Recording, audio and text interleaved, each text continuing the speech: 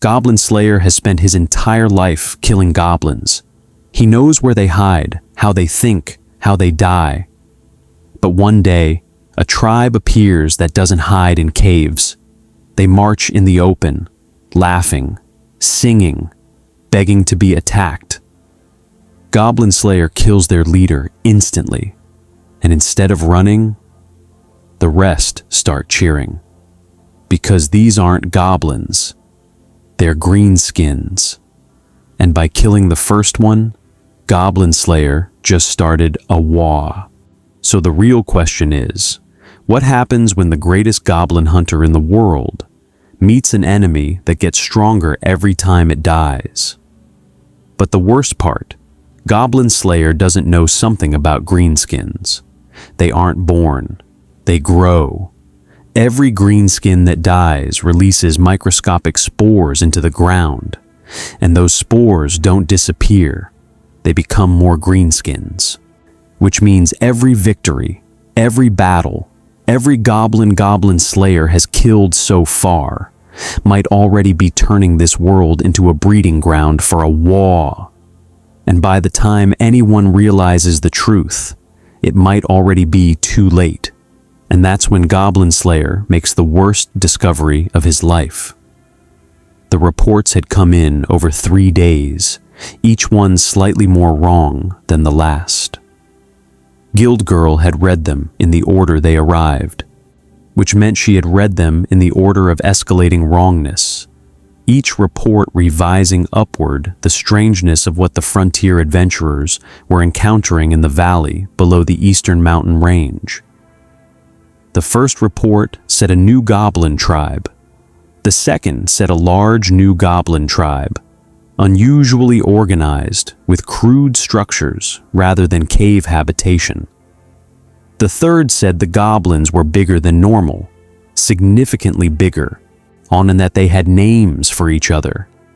Not the hissing territorial designations that goblins used for their leaders, but actual names, called across the camp with the casual familiarity of creatures who had been using them long enough to consider them permanent.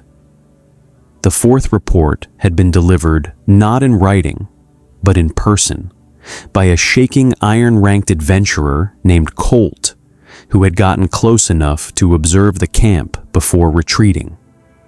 And what Colt had said, by standing at the guild's front desk with the specific pallor of someone whose understanding of how the world worked had been recently revised, was, they were laughing. Not the way goblins laugh when they have something cornered, just laughing, like they were having a good time. Guild Girl had read all 4 reports and then read them again, and then set them on the desk and looked at them for a long moment before going to find Goblin Slayer. He was sharpening his sword in the corner of the guild's common room, where he always sharpened his sword, with the methodical attention he gave to everything that was a tool for killing goblins, which was everything he owned. She set the reports in front of him. He read them without expression, which was how he read everything, and then he set them down and was quiet for a moment in the specific way he was quiet when he was building a picture. "How many?" he said. Colt estimated several hundred in the camp. He didn't stay to count. Colt was right not to stay. He picked up his sword, set it down, picked up the reports again and read the second one, the one about the names, for what Guild Girl could tell was the 3rd time. They have names for each other. That's what he reported. Goblins don't name each other, he said. Not as a question, as a statement of a fact that the report was contradicting. The specific quality of a person noting that a rule they have relied on is producing an exception. Only leaders, and the names are territorial. These are, he stopped, social names. They know each other. Does that change your approach? He was quiet for a longer moment. I need to see them, he said.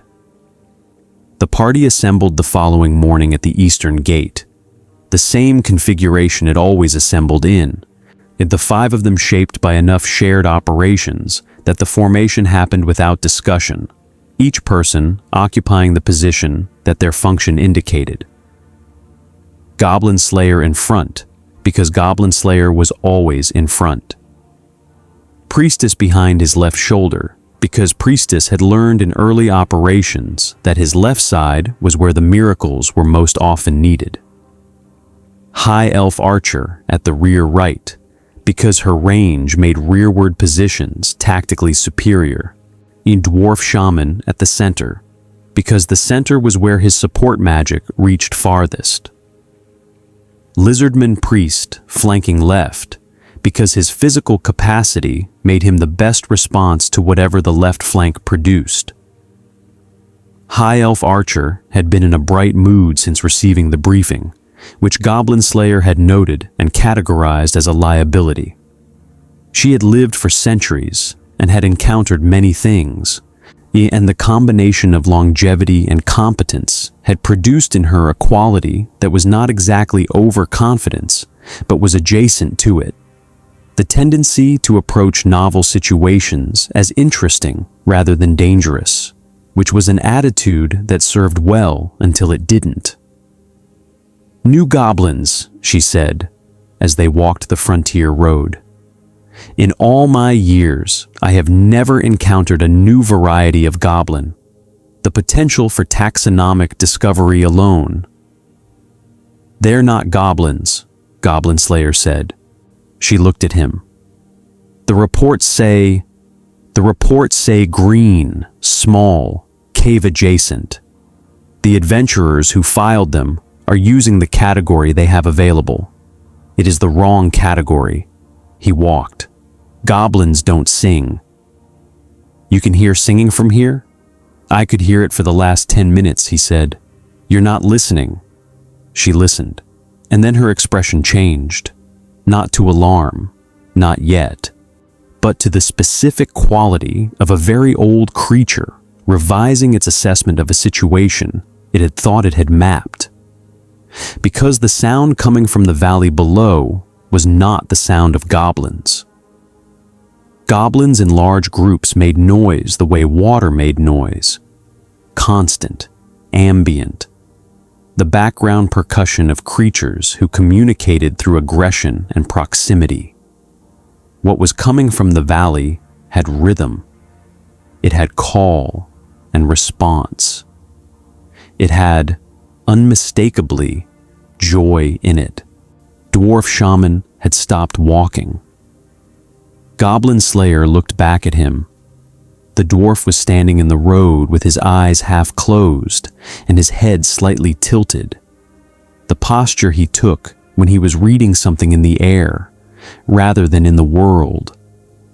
The magical sensitivity that made him useful in environments where the invisible mattered. His expression was not alarmed. It was troubled, which on Dwarf Shaman's face was a more serious indicator than alarm, because alarm was a surface response and trouble ran deeper. "What?" Goblin Slayer said. "The air," Dwarf Shaman said. "There's something in it, coming from the valley." He opened his eyes. "I've felt magical fields before, lad. Ley lines, ritual circles, the residue of divine miracles. This isn't any of those." He looked at Goblin Slayer. "It's alive. Whatever's down there is generating something that's alive, and it's getting stronger just from us being closer to it. Can it affect us? I don't know yet." The dwarf picked up his staff and resumed walking, but his expression stayed troubled. "I'd feel better knowing what it is before we get much closer." "We'll know what it is when we see it," Goblin Slayer said, and kept walking, because that was what he did. The valley was open in a way that goblin encampments were never open. That was the first thing. The absence of concealment. The absence of the strategic positioning that goblins applied to every habitation by instinct, the way water found the lowest point. Goblins chose locations for the defensive advantages they offered. Caves for choke points, dense undergrowth for ambush corridors, elevation for throwing range. The valley offered none of these things. It was a broad, flat expanse of trampled grass and exposed rock, and in it, the camp had been established with the complete indifference to tactical consideration of creatures who had never needed to consider defense, because nothing they had encountered had made defense feel relevant. Hundreds of them. The count that Goblin Slayer ran automatically from the ridgeline above put the number at somewhere between 300 and 400 visible, with the specific caveat that the camp's far side was obscured and the actual number was certainly higher. They were green. The same base pigmentation as the goblins he had killed in the thousands, enough similarity to explain why the early reports had used the wrong category. But the size was wrong. The smallest visible individuals were goblin-sized, but the largest were twice that. 3 times massive creatures with sloping shoulders and jutting lower jaws and the physical architecture of something that had been built for impact rather than evasion. They moved differently than goblins. Goblins moved with the constant lateral awareness of prey animals, always tracking exits, always calculating the distance to cover. These moved like they owned the ground they stood on because the concept of ground that might need to be vacated had not occurred to them as a possibility. And they were, without question, happy. The fires in the camp were large, not the small, carefully managed fires of creatures conserving fuel and minimizing visibility. But enormous blazes fed with reckless generosity, and around them the Greenskins were doing the things that creatures did when they were content with their circumstances. Eating, fighting each other in bouts that seemed to be recreational rather than territorial, producing a sound that was unmistakably song in its structure, even if the content would not have been recognized as music by any standard the party applied. "They're not posting guards," High Elf Archer said. Her voice had lost the brightness it had carried on the road. She was reading the camp the way she read all tactical situations, comprehensively, her centuries of experience doing the assessment automatically. And what the assessment was producing was visible in the careful quality that her expression had acquired. "They don't think they need guards," Goblin Slayer said. "They might be right," Lizardman Priest said, with the blunt tactical honesty that was his characteristic mode. A force of that size, in an open position, any attacking force would be visible long before it reached effective engagement range. "Goblin camps have guards," Goblin Slayer said. He was still watching. Even the smallest goblin nest posts watchers. It's instinct. These don't. He was quiet for a moment. Because they're not afraid of being attacked. They want to be attacked. Dwarf Shaman made a sound. Not a word. A sound. The specific auditory expression of someone whose working hypothesis has just been confirmed by new evidence. "The field," he said quietly. "It's stronger now, much stronger. Lad, I think it's coming from all of them, not one source. All of them together, generating it collectively." He steadied himself with his staff. "And it responds to what they feel. Right now, they're content, and the field is warm, comfortable." He paused. I don't want to know what it feels like when they're angry." Goblin Slayer had stopped watching the camp and started watching the largest individual visible, a creature positioned at the camp's approximate center, with the natural authority of something that had achieved its position by being the most convincing answer to the question of what happened when 2 greenskins disagreed. It was enormous, and crude armor assembled from materials that had clearly been acquired through means other than manufacture. A weapon that was less a sword than a concept of sword. A slab of iron that had been introduced to an edge through a process that respected the edge's general idea without committing to its specifics. It sat on a rock that had been promoted to throne status by the weight of its occupant's assumption, and it ate something large and unidentifiable with the relaxed appetite of a creature that had not recently encountered a reason to be tense. "The leader," Goblin Slayer said. "Obviously," High Elf Archer said. "Kill the leader and the rest run." He was already moving. The slow, careful lateral movement of a predator, finding the angle that reduced exposure while maximizing approach. Standard assessment. Standard response. Goblin Slayer. Dwarf Shaman's voice had the quality it rarely had. The specific urgency of someone who has not finished their analysis and needs more time before action. "I don't think we should..." "It's a goblin camp," Goblin Slayer said. "Unusual goblins. But the principle holds." He had believed this, in the specific way that he believed everything about goblins, not as an opinion, not as a preference, but as a fact verified by thousands of operations and zero exceptions. Kill the leader, watch the rest scatter, clear the camp, move on. The principle had never failed. The principle was not a principle so much as a law, and laws did not have exceptions, because if they had exceptions, they were not laws. He found his angle. He measured the distance. He moved.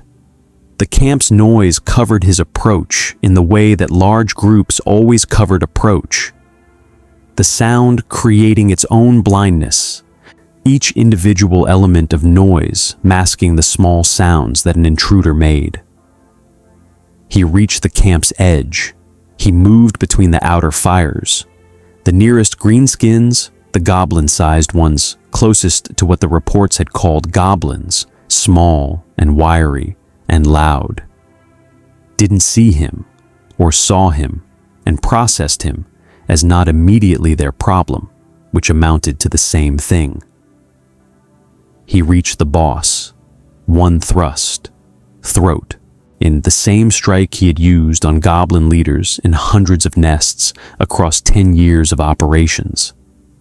Clean, efficient, immediately fatal, producing the specific collapse that ended the threat and triggered the psychological cascade that emptied the nest. The boss hit the ground. The camp went quiet. Every green skin within eyeline stopped what it was doing and looked at the body, then at Goblin Slayer, then at the body again. The silence lasted 4 seconds, long enough that Goblin Slayer had already begun his tactical withdrawal calculation, already measuring the distance to the ridgeline, already allocating the attention required to move quickly through a camp that was about to empty in the direction away from him. The nearest greenskin, small, wiry, yellow-toothed, looked at the boss's body, looked at Goblin Slayer, looked at the body again, and started laughing. Not the laughter of relief, not the laughter of creatures who have been freed from something that frightened them. The laughter of something that has just received a gift it didn't know it was waiting for. The specific delight of a being whose deepest wish has been unexpectedly granted. "Boss is dead!" the small greenskin screamed in a voice that carried across the entire camp like a signal fire. "Dat means we's in charge now? Waaagh!" The camp exploded. Not in the direction away from Goblin Slayer, in every direction simultaneously. The greenskins turning on each other with the gleeful violence of creatures who had been waiting for exactly this permission, bouts breaking out across the entire camp as every individual tested itself against every nearby individual. The hierarchy restructuring itself in real time through the most direct method available. And through it all, growing from the collective noise and movement and violence like heat from a fire. In the field that Dwarf Shaman had been tracking intensified. Goblin Slayer felt it without knowing what he was feeling. The specific pressure of something that operated below the threshold of normal perception. A warmth in the air that wasn't temperature. A weight that wasn't gravity. The restructuring lasted 40 seconds. When it finished, the creatures that were still standing were larger than the ones that had started. Not dramatically, not impossibly, but measurably. The victors of each bout carrying themselves with a density that the losers had not possessed. The Waaagh field's empowerment visible in the physical architecture of the survivors.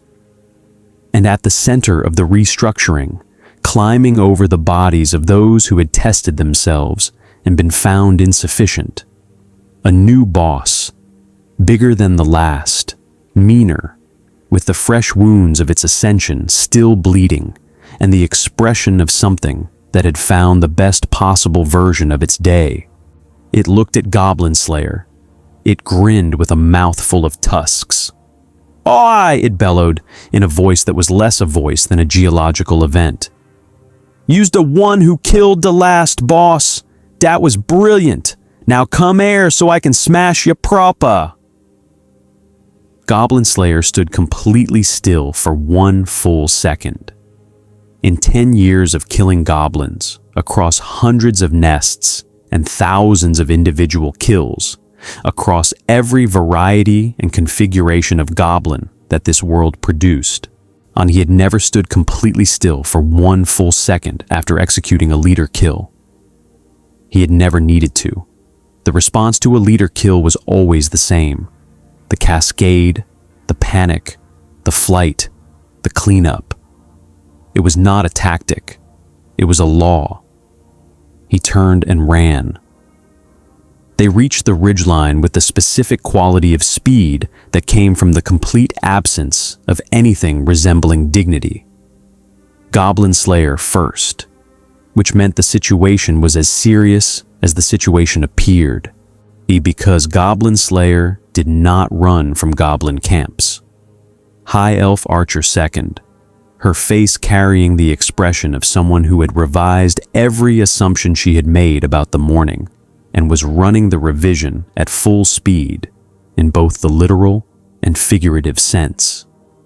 Lizardman Priest flanking, covering the retreat with the calm of a creature whose honor was not threatened by tactical withdrawal, because tactical withdrawal was a legitimate military maneuver.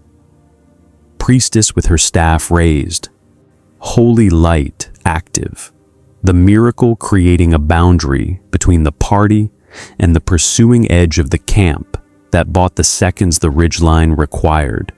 Dwarf Shaman last, his face the specific gray of someone who has been proven right about something they desperately wanted to be wrong about.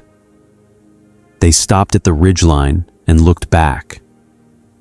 The pursuit had not followed them up the slope. The Greenskins at the camp's edge had stopped at the valley floor and were watching them from below. Not frustrated, not angry, with the patient, anticipatory quality of creatures who were enjoying the fact that the prey had gotten away because it meant the next encounter was still coming. The new boss was visible at the center of the watching line, enormous even at distance, still grinning. "They didn't run," Priestess said. Her voice was shaking in the specific way it shook when something had gone outside the parameters she had learned to operate within. "They chased us," High Elf Archer said, with the careful tone of someone reporting something accurately while still internally rejecting it. "They chased us, and then they stopped. They could have kept going. They chose to stop. She paused. Why did they stop? Because the chase was the fun part, Goblin Slayer said.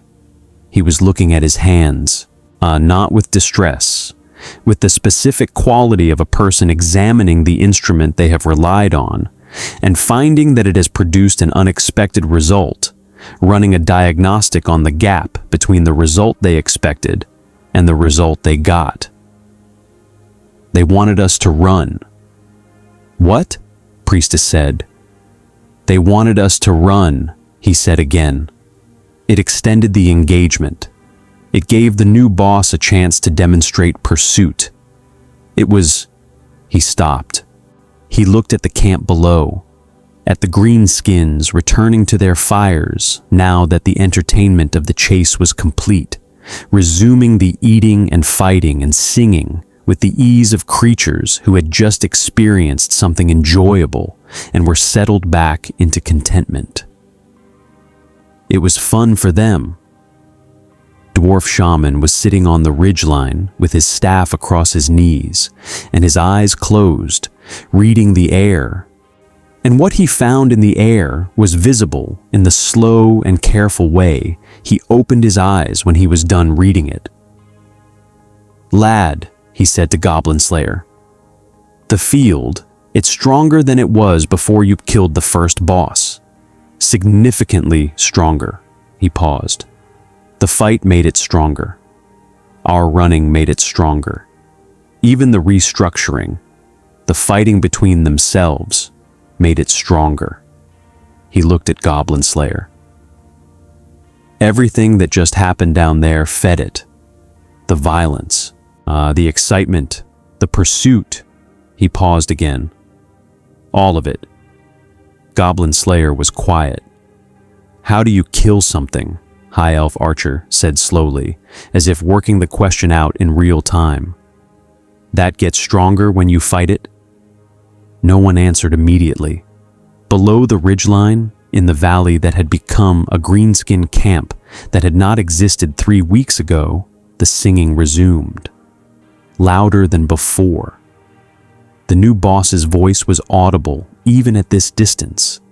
A sound like bedrock shifting, full of satisfaction, already planning. And beneath the valley floor, in the soil that had been receiving goblin dead for as long as the frontier had existed, in the earth of every nest Goblin Slayer had cleared, every cave he had collapsed, every pit he had filled with bodies, the first spores that had arrived on a warpstone wind were finding the company they had been reaching toward since they landed. The ground did not move. Not yet. But something in it had begun to wake. If you want to see more impossible hunters face enemies that rewrite the rules, hit that subscribe button and drop your dream crossover in the comments below.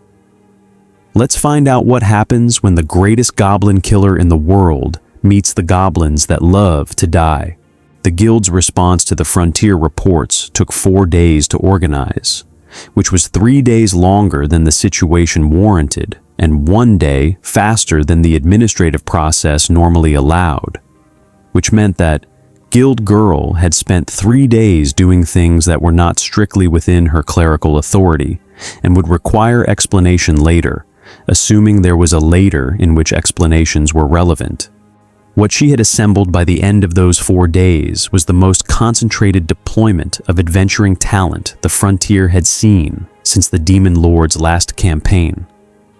200 adventurers ranging from iron-ranked recruits who had been in the guild for less than a season to gold-ranked veterans whose service records ran to multiple pages and whose names carried the specific weight of people who had survived things that most people hadn't. She had sent requests to every regional guild branch within courier range, had authorized the emergency deployment stipend that required 3 signatures, and that she had signed 3 times under 3 different interpretations of her administrative role, and had requisitioned the frontier fort at the Eastern Mountain Pass as the staging and defensive position. She had also, quietly and without putting it in any official communication, she sent a personal message to Goblin Slayer asking him to be at the fort before the main force arrived. He was there when she reached it, standing on the fort's eastern wall in the gray pre-dawn, looking at the mountain range with the focused attention he gave to terrain that contained a problem he hadn't solved yet. She climbed the wall stairs and stood beside him, and looked at the same mountains, and tried to read what he was reading in them, which she could not do because she did not have his particular way of seeing. "How many will come?" she said. "More than came last time," he said. "The camp was larger when I checked it yesterday. The number has grown since our engagement." He paused. "They recruited from the engagement. Every one of ours that fought well, they were watching. The better the fight, the more it drew. New arrivals from the mountains." He paused again. "They come toward conflict the way rivers run downhill. The conflict we gave them pulled more of them through whatever opened." "The rift," Guild Girl said. She had the dwarf shaman's preliminary report, the one he had filed the morning after the Valley engagement, 4 pages of academic precision about a magical field he had never encountered and could not fully characterize, with a section at the end that he had written and then partially crossed out and then left partially crossed out because the crossing out felt less honest than leaving it visible. The partially crossed out section said, "If the spore reproduction mechanic operates as I suspect from the biological evidence collected at the engagement site, the implications for the frontier's existing goblin graveyards require immediate investigation, and I would prefer to be wrong about this." "The rift," Goblin Slayer confirmed. "It's not closing. The warp stone, whatever opened the way, it's still there. Small, but enough." "Can it be sealed?" "Dwarf Shaman is working on the theory," he said. "The practice requires being close to it, which requires going through what's between us and it." He looked at the mountains. Not yet. Below them, the fort was filling with the organized noise of 200 adventurers establishing themselves in a shared space, the percussion of equipment being checked and rechecked, the social negotiation of sleeping arrangements, the specific conversational quality of people who were experienced enough to assess the situation honestly, and were doing so in the register of dark humor that experienced people used to carry honest assessments without being flattened by them. Some of them knew each other, as many didn't. All of them had read or been briefed on the engagement reports, and the briefing had produced in the fort's atmosphere a quality that Guild Girl recognized and did not like. Not fear, which she could work with, but the specific uncertainty of people who had been told that the rules they operated under did not apply to the current situation and had not yet found the replacement rules. Goblin Slayer had the replacement rules, or the beginning of them. She could see it in the quality of his attention to the mountains, not the paralysis of someone who had encountered something beyond their methodology, but the careful, systematic work of someone rebuilding a methodology from new materials. "Tell me what you know," she said. He told her. The war boss arrived at the frontier fort on the 3rd day after the main forces assembly, at mid-morning, alone. Not alone in the sense of unaccompanied, alone in the sense that he had walked the 3 kilometers from the Greenskin camp to the fort's outer gate without an escort, without an army, without any of the organizational support that a commander of a force his size would conventionally bring to a demonstration of strength. He had brought himself, which was, in the economy of greenskin intimidation, sufficient. He was the new boss from the valley, Goblin Slayer recognized him from the distance of the fort's eastern wall by the size and the specific quality of the grin, which had not changed since the ridgeline. He had acquired new armor since then, assembled from the wreckage of something that had not survived the acquisition process, and a weapon that was larger than the previous weapon in the way that demonstrated the previous weapon had been a temporary arrangement pending the discovery of something more representative of his ambitions. He stopped at the gate's outer range, cupped his hands around his mouth, and produced a sound that the fort's stone walls transmitted as vibration before it arrived as sound. "Oi, humies! Da boss wants a proper scrap! He'd send out your best and let's get this started." The fort's 200 adventurers heard this and responded with the range of reactions that 200 adventurers with different backgrounds and different relationships to the concept of a 3-meter creature demanding single combat produced. The gold-ranked veterans assessed it tactically. The iron-ranked recruits experienced it physically. The silver-ranked middle tier, the majority, landed somewhere between tactical assessment and physical experience, and resolved the gap through the dark humor register. Goblin Slayer watched from the wall. He was not considering sending anyone out. He was watching the war boss the way he watched everything that was a problem he was building a model of, not the physical presence, which was already fully mapped, but the behavior, the decision-making, and the specific choices that revealed the operating principles beneath. A war boss who came to the fort alone and announced himself was not executing a strategy. He was doing what Greenskins did when they wanted something, asking for it directly in the loudest available register, with the complete confidence that asking was sufficient. "He expects us to send someone," High Elf Archer said, beside him. "Yes," Goblin Slayer said. "If we don't, he'll go back to his camp and they'll come in force." He paused. "If we do, whoever we send will die, and the camp will come in force anyway, louder and faster." He watched the war boss below. There is no version of engaging him on his terms that produces a good outcome. "Then what do we do?" Goblin Slayer didn't answer immediately. He was watching the war boss's expression, the grin, the anticipation, the quality of someone who has ordered food and is waiting for it to arrive. And he was thinking about what Dwarf Shaman had said on the ridgeline. Everything that just happened down there fed it. The violence, the excitement, the pursuit, all of it. "Nothing," he said. A pause. "Nothing? We do nothing. We don't respond. We don't acknowledge. We make him wait until he leaves." He kept watching. "It won't work forever. But I want to see what he does when the thing he wants doesn't come."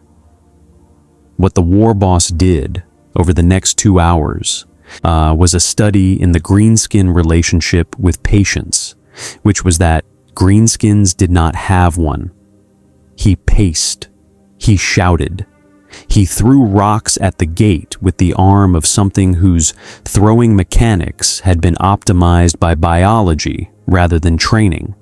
And the rocks hit the gate with impacts that the fort's engineers noted and logged as structurally non-critical but worth monitoring. He challenged specific adventurers by description. "Da tall one with da pointy ears. Come out and shoot me." That was good last time, and was ignored. He sat down. He stood up. He paced again. After 2 hours, he left. Not in anger, in the specific quality of disappointment that was for Greenskins what anger was for humans. A motivating state rather than a terminal one, something that pointed toward action rather than away from it. He walked back toward the mountains with the forward lean of a creature that had decided what it was going to do about the lack of a proposcrap and was already working out the details. Goblin Slayer watched him go. "That bought us time," High Elf Archer said. "Hours," Goblin Slayer said. "Not days." He turned from the wall. "They'll come tonight, not the boss, the full camp. They'll come because we didn't fight, which means to them that we're afraid, which means to them that the fight will be easy, which means they'll be excited," Dwarf Shaman said, from behind them. He had been on the wall for the last 20 minutes, reading the air. The troubled expression that had been on his face since the valley engagement deepened by whatever the air was currently telling him. "The field is already building. The anticipation alone, lad, they don't need to be fighting. The expectation of a fight feeds it." He looked at Goblin Slayer. "They went to sleep last night, planning this. The whole camp, dreaming about the attack. And the field fed on that." Goblin Slayer processed this. "Then the field is always building," he said. "As long as there's conflict somewhere ahead of them, yes." Dwarf Shaman sat down heavily on the wall's edge. "It never fully drops below a baseline. They're always warm is the best word I have for it. And when a fight comes, warm becomes hot, and hot becomes what we felt in the valley," Priestess said quietly. "Yes," Dwarf Shaman said. The Greenskins came at midnight, not stealthily. Greenskins did not do stealth, not because they lacked the physical capacity for quiet movement, but because quiet movement was the opposite of the point. They came with fires and noise and the specific organized chaos of a force that was not using tactics in any conventional sense, but was using something that functioned like tactics in the way that a river flooding functioned like water management, producing results through mass and momentum rather than precision. They came in 3 waves, which was not a deliberate tactical choice, but an emergent property of the fact that 3 distinct subgroups within the camp had each decided independently that going first was the most appealing option, and the resulting argument about who went first had produced a rough, sequential ordering that approximated a wave structure without being one.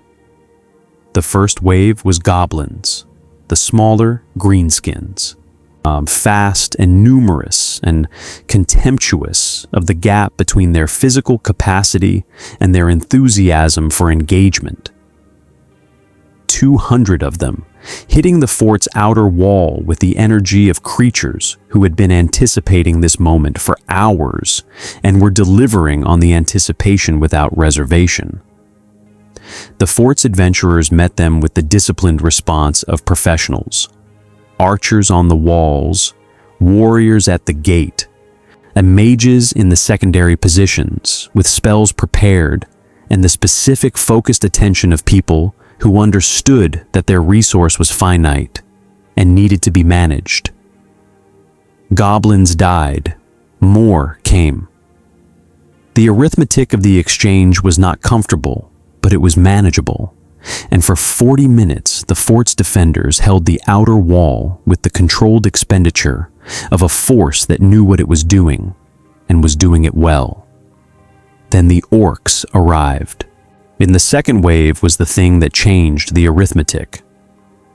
The orcs were not the goblins' larger cousins. They were a different category of problem, built on a scale that the fort's defensive infrastructure had been designed with a different threat in mind. A warrior who could reliably handle 3 goblins in direct engagement struggled against 1 orc, and the orcs arrived in numbers that the fort's silver and gold ranked adventurers could address, but that the iron ranked majority could not. And the gap between what the fort needed and what it had became visible in the specific way that gaps became visible in defensive engagements. gradually, then all at once. A gold-ranked warrior named Broadswing, a veteran of 11 years, a man whose service record ran to 4 pages, and whose name carried weight in every guild from the frontier to the capital, met the war boss in the breach the second wave had opened in the fort's outer left section. The encounter lasted 40 seconds. Broadswing was good. He was very good. He was as good as anyone in the fort and better than most. And the 40 seconds were 40 seconds of genuine skilled combat rather than the mismatch that the size differential suggested. The Greenskins who watched it from the breach roared with approval, not for the outcome, for the quality. Broadswing had made the war boss work for it, and making the war boss work for it was, in the Greenskin aesthetic of violence, a compliment of the highest order. The war boss stood over the result and looked genuinely satisfied in a way that had nothing to do with the fort's defensive situation, and everything to do with the fight having been exactly what he had hoped for. "Dat's more like it," he bellowed. "Dat's a proper scrap. Get in dere, boys. Enjoy yourselves." The field spiked. Goblin Slayer felt it from the fort's secondary wall where he had positioned himself. Not the building warmth of anticipation, but the full heat of a Waaagh. In active, high-intensity combat, the pressure of it in the air physically registerable now. A weight that sat against the skin and the back of the eyes and the base of the chest. Beside him, Dwarf Shaman had his eyes closed and his hands on his staff, and was visibly working to maintain his own cognitive coherence against the field's ambient influence, which was doing to every mind in the fort what loud noise did to concentration, not preventing function, but making function cost more than it should. Goblin Slayer watched the third wave come over the outer wall. He watched the fort's defenders fight with everything they had, which was considerable and was not enough for the numbers. And he watched the Waaagh field empower each greenskin death into a rallying signal, and each greenskin kill into a reason to fight harder. And he watched the specific way the mathematics of the engagement refused to resolve in the fort's favor, no matter how well the adventurers performed, because the mathematics were wrong, built on the assumption that killing enemies reduced the enemy's combat effectiveness, which was not an assumption that applied here. He watched the fort fall. Not immediately, not in the single catastrophic collapse of a defense that had been overrun. The fort fell the way difficult things fell when they were fought over by capable people who were facing something that their capability did not fully address. In stages, each stage costing more than the last, the defenders pulling back to secondary positions and holding those and pulling back further, the fighting retreat executed with the professionalism of people who were very good at an art form that was ultimately losing. He did not intervene. This was the decision that High Elf Archer would not forgive him for immediately and would understand later. The decision to stand on the secondary wall and watch and learn rather than commit his own capability to an engagement that his capability could not resolve. He was not indifferent to what it cost. He was conducting the only analysis that mattered: how the Greenskins moved, how the field behaved at maximum intensity, what the war boss prioritized, where the shamans positioned themselves, to how the second and third wave organisms differed from the first in both capability and behavior. He was building a model, the model that his existing methodology could not provide, because his existing methodology had been built on 10 years of fighting an enemy that did not fight this way. And that model was not going to survive contact with the next engagement unless it was rebuilt from observation of this one. "You're not going to help them," High Elf Archer said. It was not a question.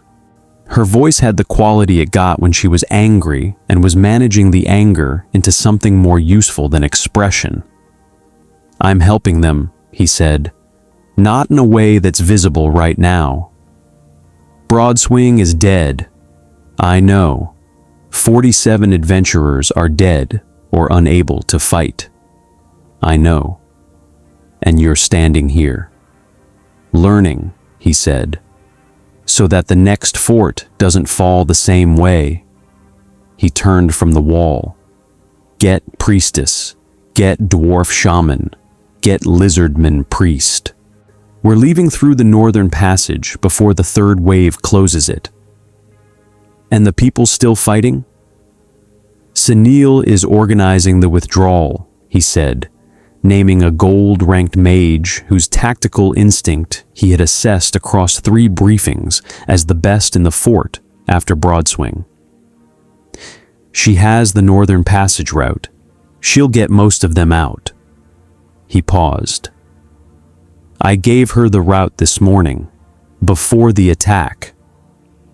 High Elf Archer looked at him for a moment. "You knew the fort would fall." "I knew the fort could fall," he said. "There's a difference. I planned for both." He started moving. "Now come. I've seen what I needed to see." What he had seen. The last thing.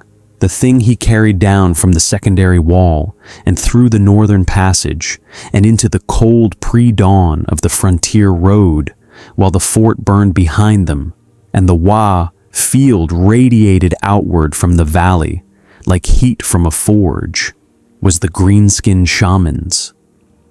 3 of them, and positioned at the engagement's rear, barely participating in the combat itself, simply present and generating. The field had spiked 3 distinct times during the engagement's peak, and each spike had corresponded to a moment when the shamans had moved, not toward the fighting, but in relationship to each other, adjusting their triangle, changing the geometry of their collective presence in a way that suggested the field's intensity was not random, but managed. They were not passive emitters. They were active amplifiers, which meant they were a target, a very specific, very dangerous, very necessary target. He walked the frontier road in the pre-dawn and built the next stage of his model, and behind him, the Waaagh sang to a burning fort, and beneath the soil of the frontier, the spores continued their patient and unannounced work. The model took 3 days to build and looked nothing like his previous methodology. Goblin Slayer understood this about it, and did not find it troubling in the way that abandoning a methodology might have been expected to be troubling. He had not abandoned the methodology. He had applied it, the actual methodology, the one beneath the tactics, the one that the tactics had always been expressions of. The actual methodology was, observe the enemy completely, identify what they need to function, or remove what they need to function. The tactics that the methodology had previously produced, the short sword, the shield, the torch, the poison, the collapse of the nest entrance after clearing, had been correct expressions of that methodology when applied to goblins. They were incorrect expressions of it when applied to greenskins, because greenskins needed different things to function and the removal required different tools. He spread his notes across the floor of the farmhouse they were using as a temporary base, 11 kilometers from the valley camp, far enough that the Waaagh field's ambient pressure dropped to a level that Dwarf Shaman described as detectable rather than oppressive, and worked through them with the same systematic attention he gave to goblin nest maps. what Greenskins needed to function. The Waaagh field. Without it, to Dwarf Shaman's assessment, suggested they were significantly diminished, not helpless, but reduced to the base capacity of their individual physical architecture, rather than the psychically amplified version the field produced. The field was generated by collective greenskin emotion, primarily combat excitement, and amplified by the shamans. Remove the shamans, the field dropped. Drop the field, the Greenskins became something that 200 adventurers might have handled at the frontier fort. A good fight. The Greenskins needed the engagement to be satisfying. Direct, violent, resistant enough to be interesting. The kind of combat that fed the field and grew the Waaagh. A bad fight, confusing, indirect, frustrating, unrewarding, did not feed the field.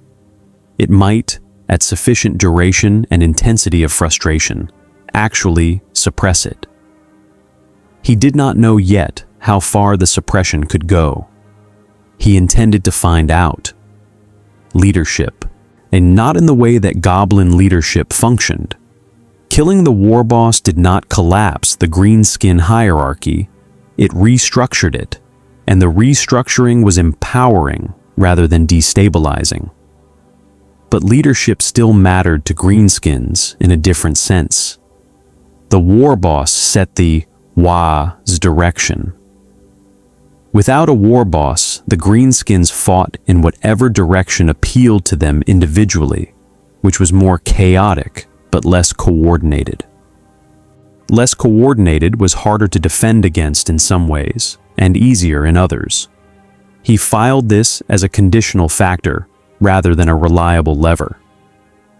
What they did not need, safety, supply lines, shelter, sleep in the human sense, organizational cohesion, victory, any of the things that a conventional army required to sustain itself.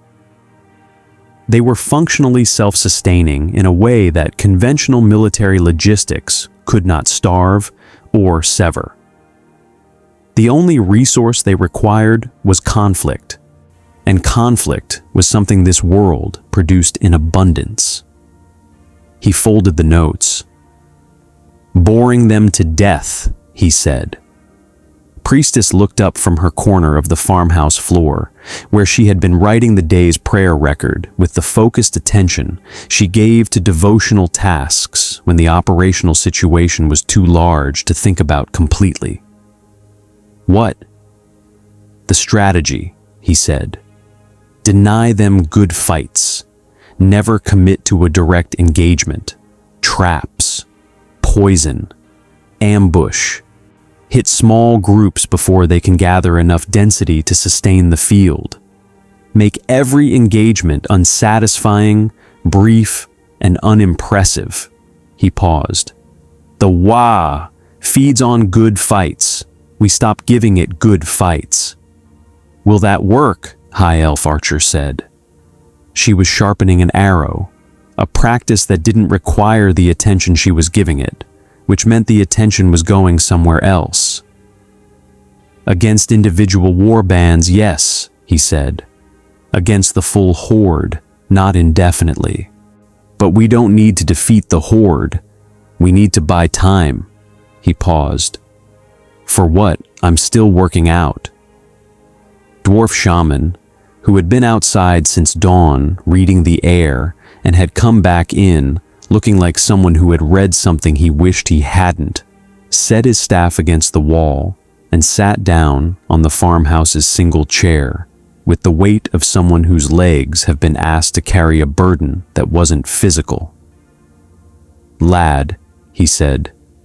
Goblin Slayer looked at him. "I've been running the count," Dwarf Shaman said.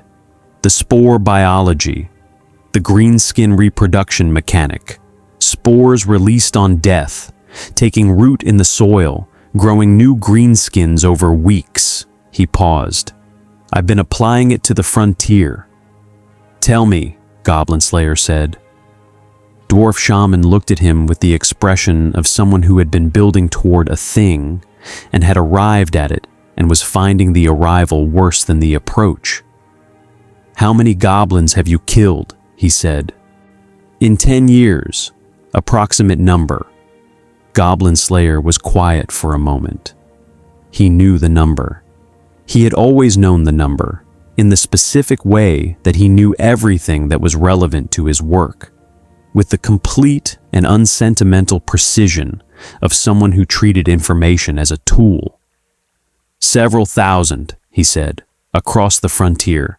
Every major nest I've cleared, every cave collapse, every grave you made," dwarf shaman said. "Every body you left in the ground." He paused.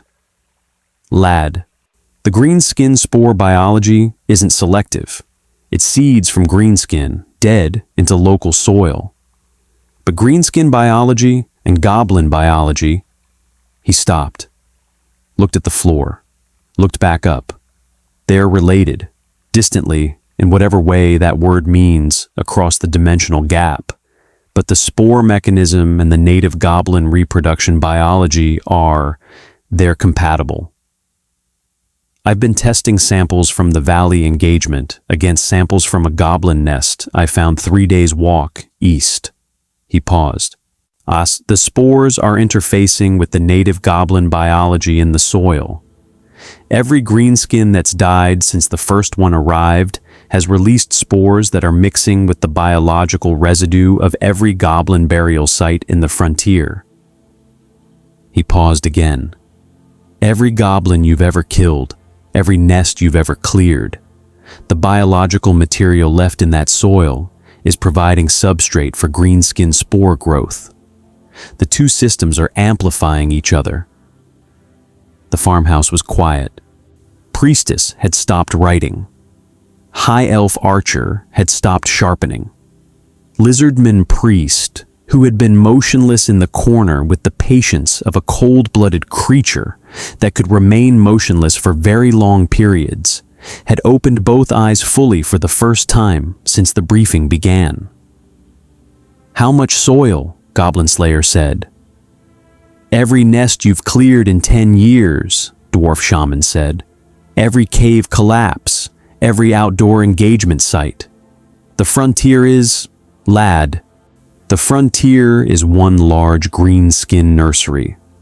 The spores are already there. They don't need new greenskin deaths to seed further. The existing substrate is sufficient." He paused. "They're already growing, not on the surface, underground, in the goblin tunnel networks that you sealed and collapsed. Quietly, in the dark." He looked at his hands. "I don't know the timeline to surface emergence. I don't know how many, but the worst case projection..." "Tell me the worst case," Goblin Slayer said. "The worst case is that the next Waaagh doesn't come from the mountain rift," dwarf shaman said. "It comes from under our feet, from every place you've fought, from every victory you've won in 10 years of this." He paused. "From you." The silence lasted long enough to be a different kind of thing than silence. The specific quality of a room where everyone present was processing the same information from different angles and arriving at different aspects of the same conclusion. The priestess arrived at the aspect that was grief. The quiet, contained grief of someone who had been present for many of those victories and was now holding them in a different light, feeling their weight recalibrate in her hands.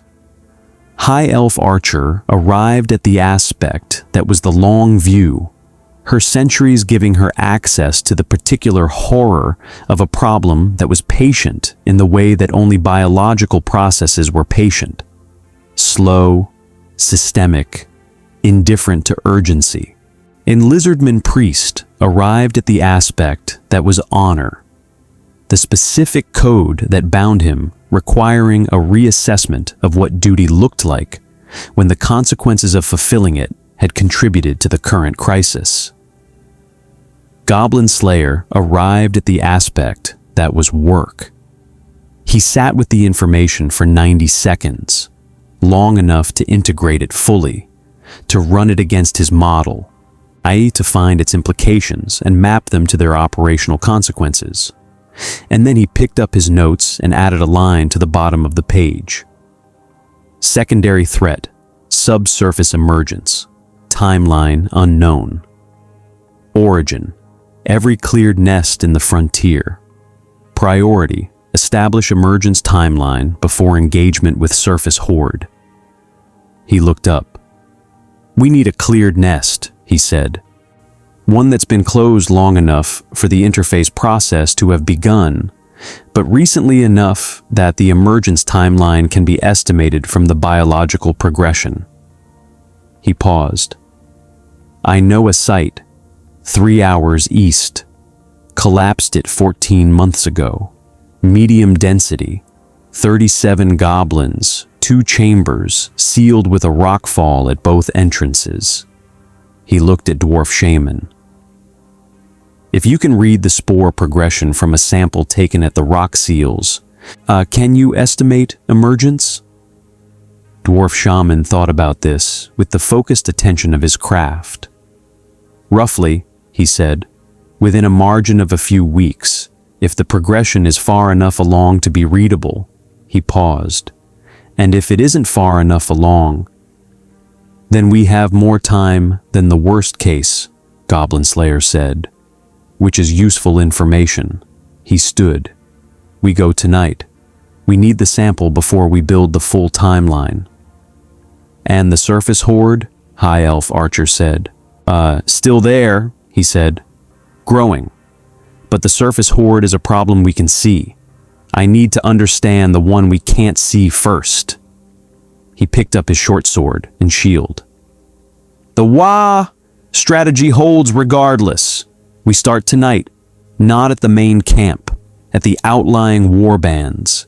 Small groups moving through the frontier, raiding. We hit 3 of them before dawn. No direct engagement. Traps, poison, terrain. Make each one unsatisfying. He looked at the party. I want the field to drop by morning, even slightly. I want to know what slightly feels like. And if it doesn't drop, Lizardman Priest said. Then we know the field sustains even on a bad night, Goblin Slayer said, which is also useful information. He moved to the door. Everything we learn is useful, even the worst things. The first warband was 12 Greenskins, a mixed group of goblins and a single orc who had the bearing of a creature that had recently achieved its current rank and had not yet decided what to do with it.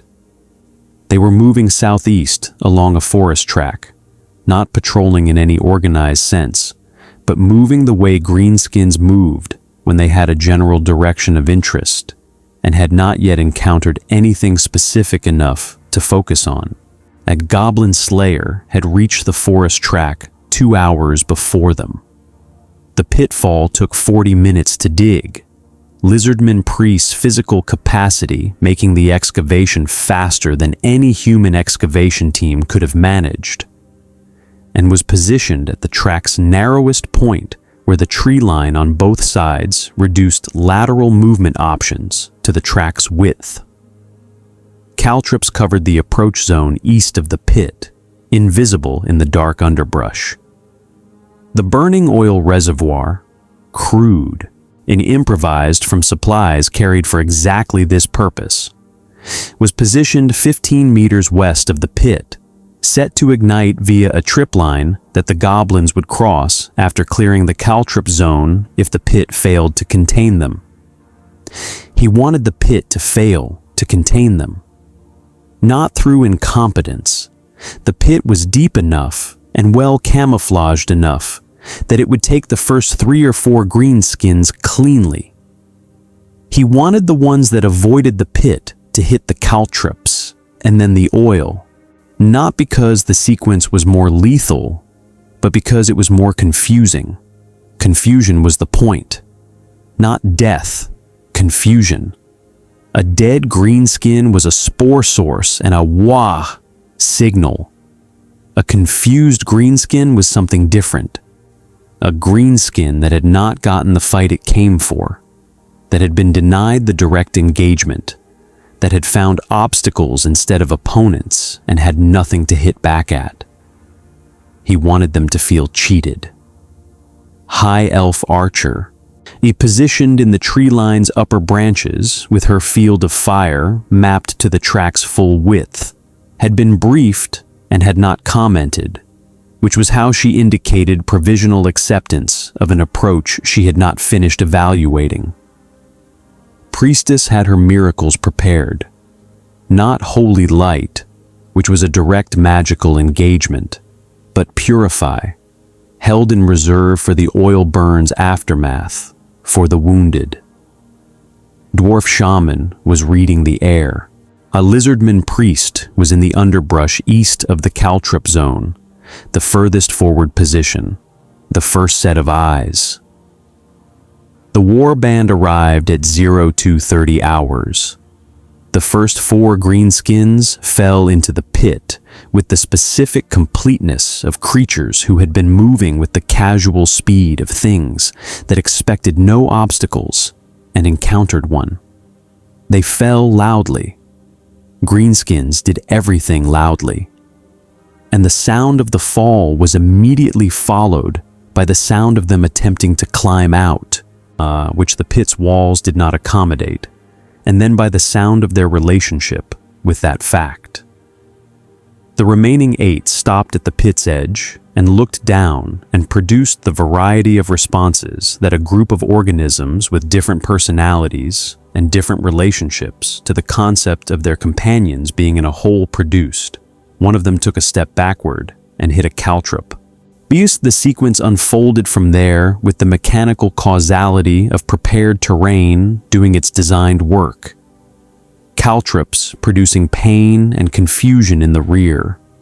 The orc attempting to identify the source of the caltrips and finding darkness and undergrowth rather than a visible opponent. The tripline caught by a goblin trying to move away from the caltrips. The oil igniting in a sheet that lit the track and the tree line and threw shadows in every direction.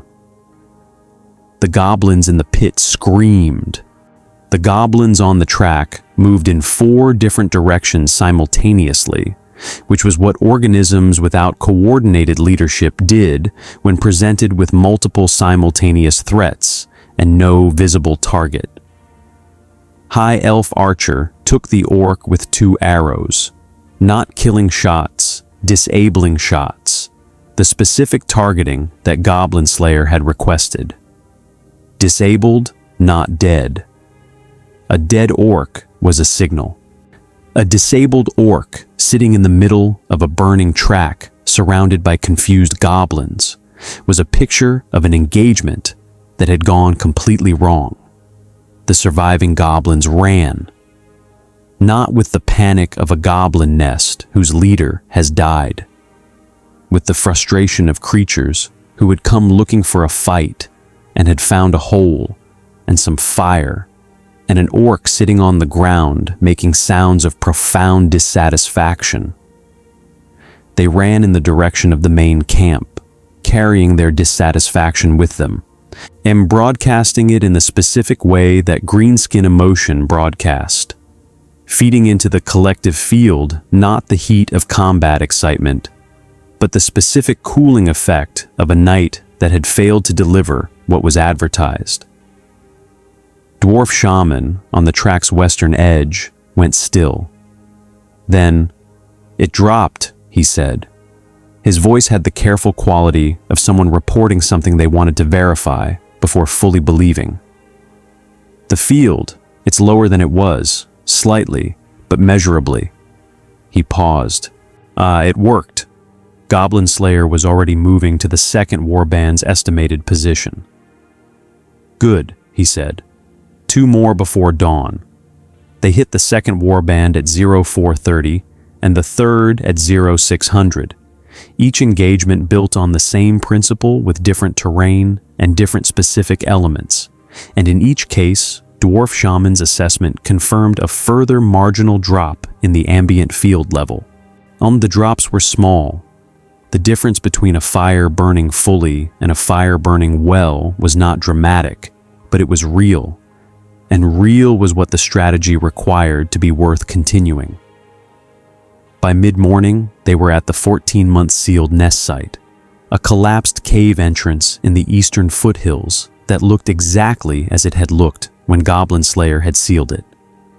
The rockfall intact, the approach undisturbed, the specific silence of a place that had been closed for long enough to have been forgotten by everything except the ground it sat on.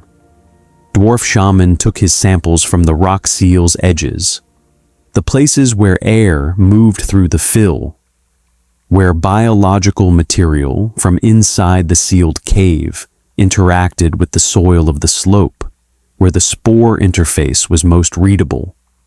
He worked carefully, with the focused precision of his craft, and Goblin Slayer waited with the patience he applied to everything that required waiting.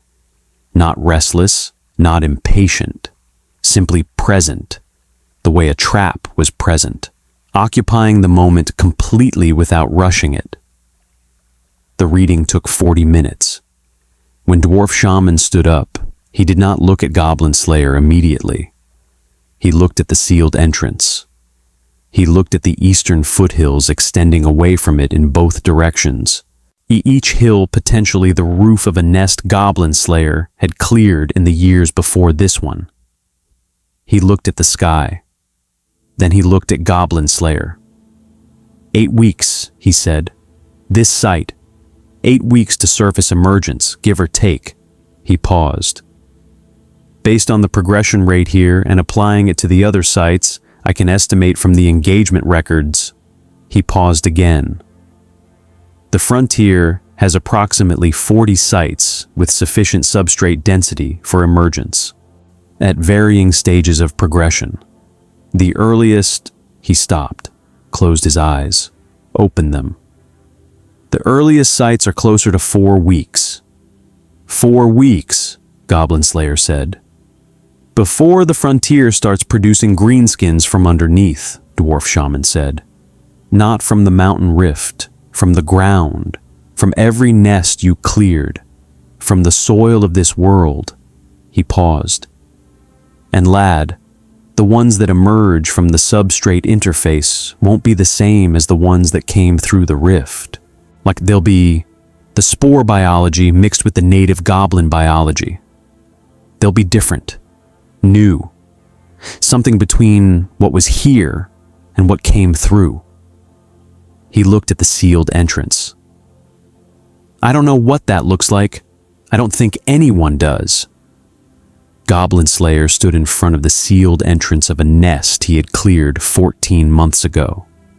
37 goblins, 2 chambers, a clean operation. One of several thousand clean operations across 10 years of doing the only work he had ever understood himself to be for, and looked at the rock seal that was all that stood between the surface and what was growing beneath it. He thought about every nest, every cave, every outdoor engagement site across the entire frontier. The map of his work drawn in 10 years of single-minded purpose. Every point on that map now a point of subsurface production. The victories that had defined his entire adult life, repurposed by biology into a network of greenskin nurseries that covered the frontier more comprehensively than any deliberate seeding could have achieved. The worst discovery. He had been warned it was coming. He had not known the shape of it until now. He tightened his grip on his sword. Not from distress, and not from the emotional register that the discovery might have been expected to produce in someone with a different relationship to their own history. From the specific physical response of a soldier whose assessment has just become more complete and whose preparation needs to match the completed assessment. 4 weeks, he said. Then we have 4 weeks to develop the response before the problem doubles. He turned from the sealed entrance.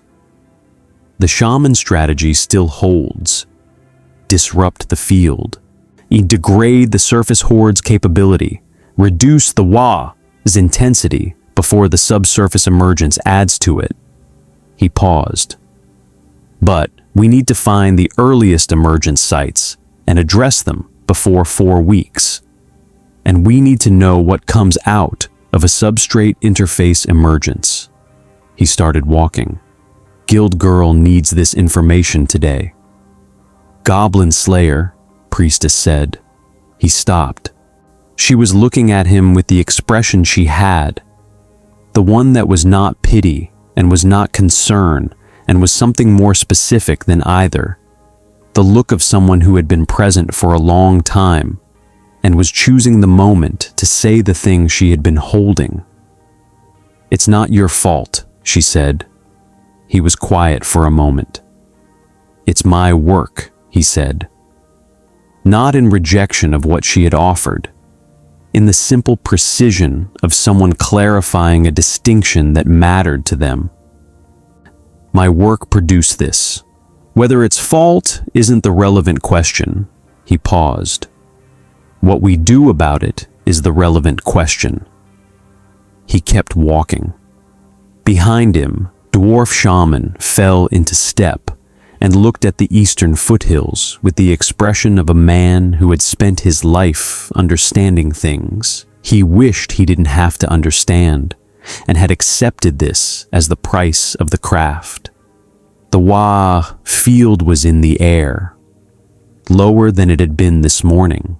The 3 warband hits having produced their marginal suppression effect, but present, always present, the background warmth of a force that was patient in its own way, that did not need to hurry because it was growing from underneath as much as from outside.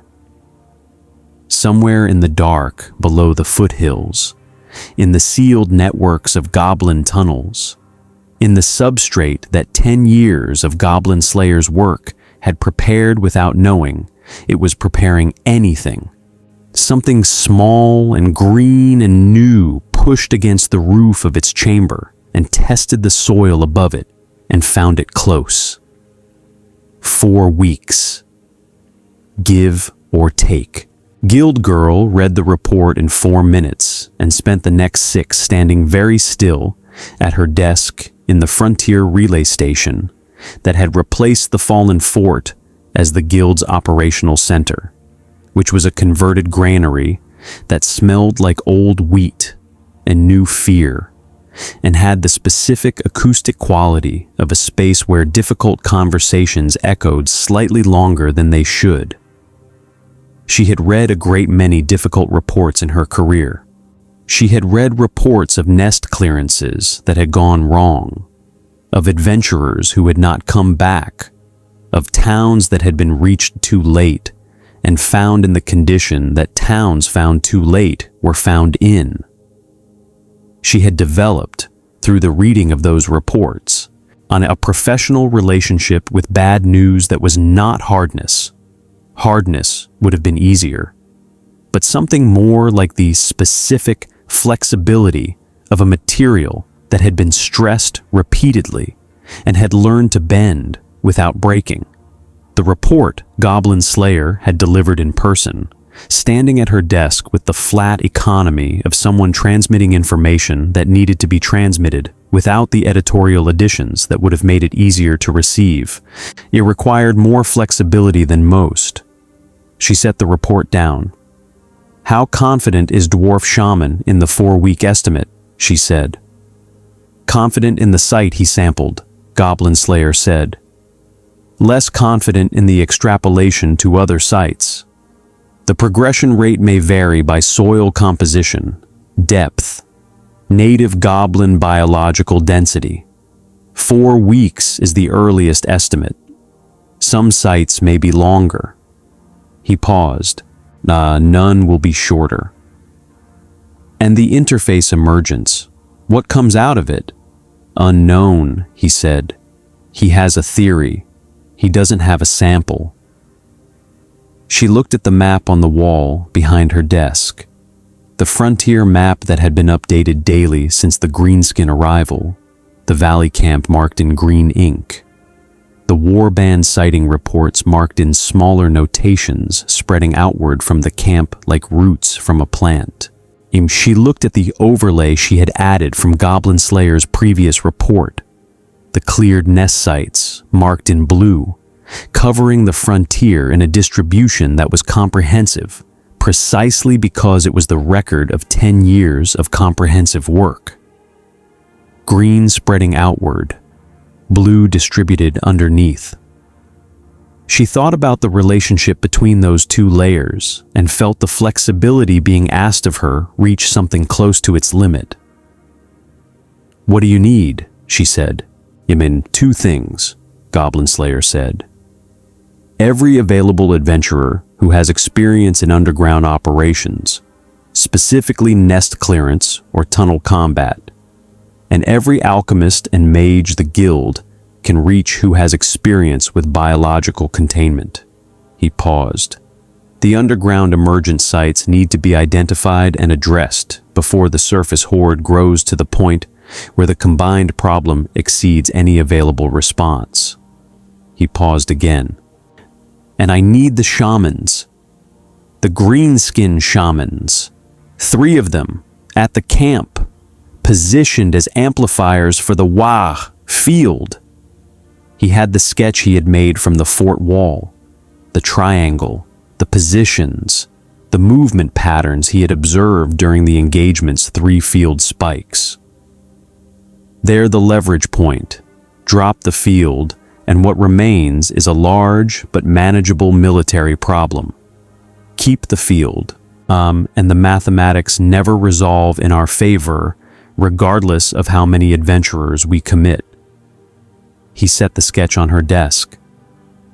"I need access to the camp's interior to reach them, which requires the surface horde's attention to be elsewhere." "How do you get a Waaagh army's attention elsewhere?" Guild Girl said. "You give them what they want," he said. "A fight worth watching," he paused. "Not a fight worth winning. A fight worth watching." "Long enough for me to reach the shamans." Guild Girl looked at him. "Who fights?" "I'm working on that," he said. The answer to who fights arrived the following morning in the form of a delegation that Goblin Slayer had not expected, and that, upon reflection, made the specific kind of sense that things made when they were produced by a situation rather than planned by anyone in it. Cowgirl's uncle had sent word from the farm that something had emerged from the South Field's old rabbit warren. Not a greenskin, not a goblin in the conventional sense, but something that the farmhand who found it had described, in the message relayed to the frontier relay station, as green and confused and not attacking anything. Just sitting in the disturbed soil of the warren's entrance, looking at the sky with an expression that the farmhand had interpreted as bewildered. A Goblin Slayer went to the farm. He went alone, which was not unusual, and he went with his hand on his sword for the entire 3-hour walk, which was also not unusual, but carried a different quality than it typically carried. The quality of someone who was not certain what they would find, and was not certain what they would do about it when they found it. What he found was sitting on a stone wall at the farm's south field boundary and eating an apple. It was approximately goblin-sized, the smaller end of what the Greenskins produced, which put it at roughly the dimensions of a large goblin, its skin the green that was native to both species, its features carrying the synthesis that dwarf shaman had theorized. The Greenskins' broader jaw structure and slightly wider set eyes mapped onto a skull that was goblin in its basic geometry, the result occupying the uncomfortable category of things that were recognizably related to two things while being fully identical to neither. It had no weapon. It was eating an apple and looking at the horizon with the bovine contentment of a creature that had recently emerged from the ground and had found an apple and had decided that the apple was the most pressing, available priority. It looked at Goblin Slayer when he stopped 6 meters away. It did not run. It did not reach for a weapon it didn't have. It looked at him with the expression that Dwarf Shaman had described from the Transit Hub drone in the Gears of War script. The expression of something that was thinking, that was present to its own experience in a way that the standard examples of its apparent species were not. Its eyes were not the flat predatory register of a goblin's eyes, the eyes that Goblin Slayer had spent 10 years looking into at the moment before he ended what was behind them. They were something else, curious in the precise meaning of the word, engaged with what they were looking at, processing it as information rather than as threat or prey classification. "You came out of the ground," Goblin Slayer said. The creature looked at him. It took another bite of the apple. It said, in a voice that was wrong in multiple ways simultaneously, too structured for a goblin, too rough for a human, shaped by a vocal architecture that had been built for neither language. Hungry, Goblin Slayer stood completely still. It had spoken. Not the territorial hissing of goblin communication, not the bellowing declarative of greenskin social interaction. A word in the trade language, with the specific quality of a creature that had the word available and was using it because it was the correct word for its current state. He reached into his pack and took out the dried provisions he carried for field operations. He set them on the stone wall 2 meters from the creature and stepped back. It looked at the provisions. It looked at him. It took the provisions. It was still eating when Dwarf Shaman arrived 20 minutes later, and summoned by the runner Goblin Slayer had sent to the relay station. The dwarf came through the south field gate and stopped when he saw what was on the wall, and stood still in the specific way of someone whose working hypothesis has just been confronted with its proof. "The interface emergence," he said. "Yes," Goblin Slayer said. Dwarf Shaman approached slowly, his staff held low and non-threateningly, like his magical sensitivity reading the air around the creature with the focused attention of someone taking a measurement. He read for 2 minutes.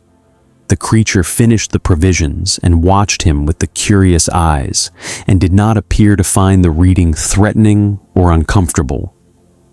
"There's Waaagh in it," Dwarf Shaman said quietly.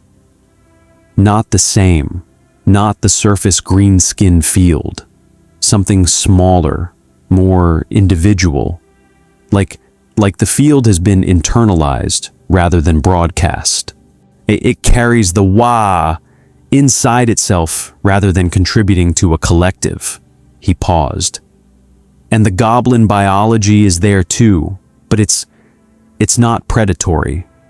The drive architecture that makes goblins what they are, the raiding instinct, the pack aggression, the fear-cruelty cycle. It's present, but it's not dominant. The greenskin component has, I don't have a precise word, overlaid it, redirected it." He looked at Goblin Slayer. "This creature does not want to raid a village. It wants to fight something worthy. That's different." "How different?" Goblin Slayer said. "Possibly the difference between a weapon and a soldier," Dwarf Shaman said. He paused. "Possibly not. I'd need more data." Goblin Slayer looked at the creature on the wall. He thought about 10 years of killing goblins. The completeness of it, the absence of exception, the rule that had no room for a goblin that ate an apple and said hungry and looked at the horizon with curious eyes. He thought about the rule and about what the rule was for, and whether the rule's purpose was served or violated by making room for the thing that was currently looking back at him from a stone wall in his childhood landscape. He thought about what Dwarf Shaman had said on the farmhouse floor. The next Waaagh doesn't come from the mountain rift. It comes from under our feet. He thought about who fights. Can it understand instructions? He said. Dwarf Shaman looked at the creature. Can you understand me? He said to it, in the careful enunciation of someone speaking across a language gap. The creature looked at him. Some words, it said. Not all.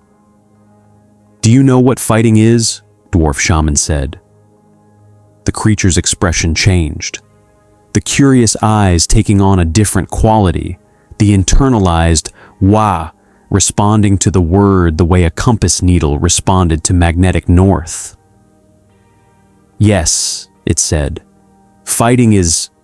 It paused, reaching for vocabulary it was still building. Good, it said finally. Fighting is good. Would you fight beside us, Dwarf Shaman said, against the ones who came from outside this world? The creature looked at the horizon, east, toward the mountains, toward the valley camp, and the Waaagh, field that it could presumably feel as an external pressure rather than an internal warmth, the broadcast field of the surface greenskins resonating with, but not controlling the individualized version it carried.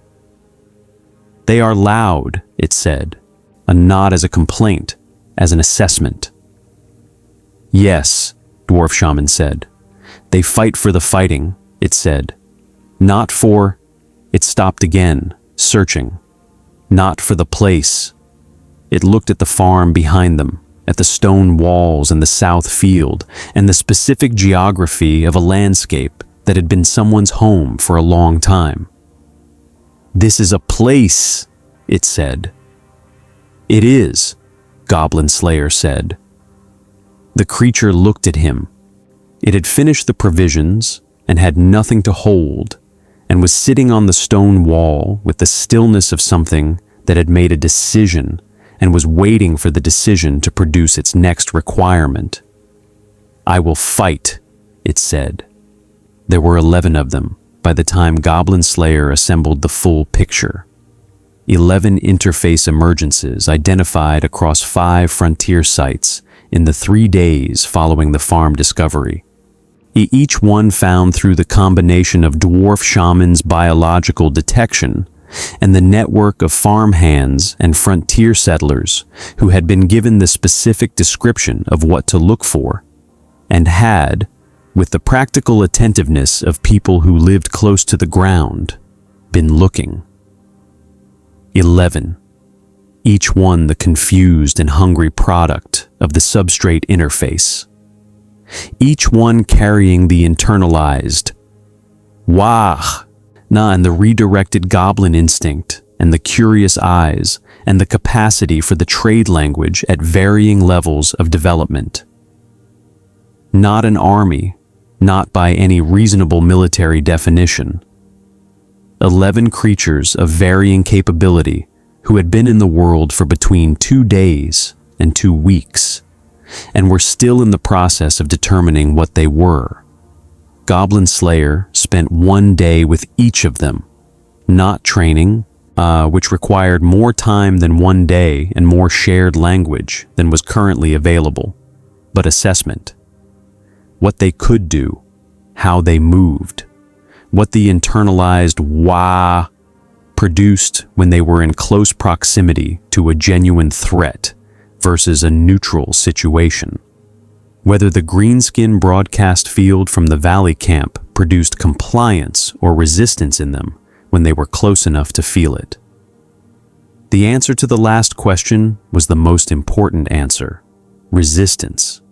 The surface Greenskins' collective field, which amplified and coordinated everything it touched, did not touch the interface emergences cleanly. The individualized internal version they carried was not subordinate to the broadcast. It was, in Dwarf Shaman's assessment, a different tuning of the same fundamental force, compatible but not controlled, the way two instruments in the same key could play together without one directing the other. They could enter the Waaagh field without being absorbed by it, which meant they could enter the camp. The plan for the siege of Watertown was not simple, and Goblin Slayer did not present it as simple to the assembled adventurers who filled the relay station's main floor on the evening before execution. He presented it as it was, a multi-component operation with tight timing dependencies and a high-cost tolerance built in, because high-cost tolerance was what the situation required, and pretending otherwise produced plans that collapsed when the cost arrived. 3 components, simultaneous. The first was the visible engagement, the thing that gave the Waaagh what it wanted, the fight worth watching. 200 adventurers, the best available, in a direct confrontation with the surface horde's advance elements at Watertown's eastern approach. Not a defensive engagement, an offensive one. And because defensive engagements allowed the Greenskins to set the terms, and the terms the Greenskins set produced a Waaagh that fed itself. The adventurers would attack, which was against every defensive instinct, and the attack would be good, skilled, coordinated, genuinely dangerous to the horde, because the Waaagh needed to believe the fight was worth the shaman's full amplification attention. The second was the underground. Teams of experienced nest clearers, guided by Dwarf Shaman's emergent site mapping, working the subsurface network in the hours before dawn to address the earliest emergent sites with the biological containment methods that the guild's alchemists had developed in the 72 hours since receiving Goblin Slayer's requirements. Sealing, not killing. The Waaagh. Spore mechanic meant that killing produced more of what the killing was supposed to eliminate. Sealing, redirecting, the biological process is interrupted rather than terminated. Imperfect, insufficient as a complete solution, but buying the weeks that a complete solution required. The third was Goblin Slayer, the 11 interface emergences, and the shamans. He explained the third component last because it was the one most likely to produce the argument that would cost the most time. And the argument arrived on schedule from a gold-ranked adventurer named Theriot, who had survived 19 years of frontier work, and whose objections to tactical plans that involved creatures of ambiguous alignment had been refined by those years into a precision instrument. "You're taking 11 unknown entities into the heart of the enemy camp," Theriot said. "Creatures that emerged from the ground 2 weeks ago, that you've assessed for 1 day each, based on the fact that they can resist a psychic field that has demonstrated the ability to influence every other mind we've encountered." He paused. "What is the contingency if they can't resist it?" "Then I am in the center of the Greenskin camp alone," Goblin Slayer said. "Which changes the timeline, but not the objective. You'd be killed." "Possibly." He said it with the flat honesty that he said everything. "The shamans would still be reachable. The timeline would be longer." He paused. "I've been in worse positions with worse odds and a single objective. The objective doesn't change based on what I have available to complete it." Theriot looked at him for a long moment with the expression of someone who had spent 19 years calibrating the difference between reckless and precise and was running the current assessment. "You really only care about the goblins," he said finally. "Not as an insult, as a recognition." "I care about the shamans," Goblin Slayer said. "Tonight, they're the same thing." Watertown at midnight was the color of every greenskin engagement. Green light from the Waaagh, field above the advancing horde, orange from the fires the adventurers had set in the approach corridor to funnel the advance. The cold white of Priestess's holy light miracle creating a barrier at the town's eastern gate that was buying the seconds the timing required. The noise was the noise of a Waaagh, us in full engagement, the specific overwhelming percussion that the frontier fort had produced 2 nights before. And the adventurers met it with the organized ferocity of people who had been briefed on what they were buying time for and had decided it was worth buying. Goblin Slayer moved through the camp from the south. The 11 interface emergences moved with him, not in formation, which required training they didn't have, but in the loose proximity of creatures that were following a direction and were capable enough to maintain it without hand signals. They moved through the camp's southern edge, through the fires and the crude huts and the greenskins who were moving north toward the noise of the engagement. And the broadcast field washed over the interface emergences like a tide over rocks, felt, present, not controlling. The 11 carrying their individualized version intact against the pressure of the collective. Goblin Slayer felt the field as pressure and moved through it the way he moved through every hostile environment, by not stopping, by keeping the objective immediate, by allocating attention to the work rather than to the conditions the work was being done in. The shamans were where his map said they would be. The camp's approximate center, the same triangle he had observed from the fort wall, you adjusted slightly for the new camp's geography, but maintaining the same relational geometry, because the triangle was not a chosen position, but a functional one. The spatial arrangement that maximized the field's amplification across the camp's extent. They were large, larger than the goblins they superficially resembled, their bodies carrying the Waagh's mark in physical density and the specific luminescence of active magical channeling, green-tinged and rhythmic, pulsing with the engagement's tempo. Around them, a ring of orc bodyguards, not the full warband, which was at the northern engagement, but enough. Enough was the relevant variable. He looked at the 11 beside him. "The guards," he said. "Not the shamans, the guards." The nearest interface emergence, the one from Cowgirl's uncle's farm, the one that had said fighting is good and this is a place, looked at the orc guards with the internalized Waaagh, responding to proximity, the curious eyes taking on the different quality they took when a worthy fight was present. It looked back at Goblin Slayer. "Yes," it said. The 11 moved. What they did to the orc guards was not the joyful violence of the surface greenskins, not the celebrating chaos of a Waaagh in full engagement.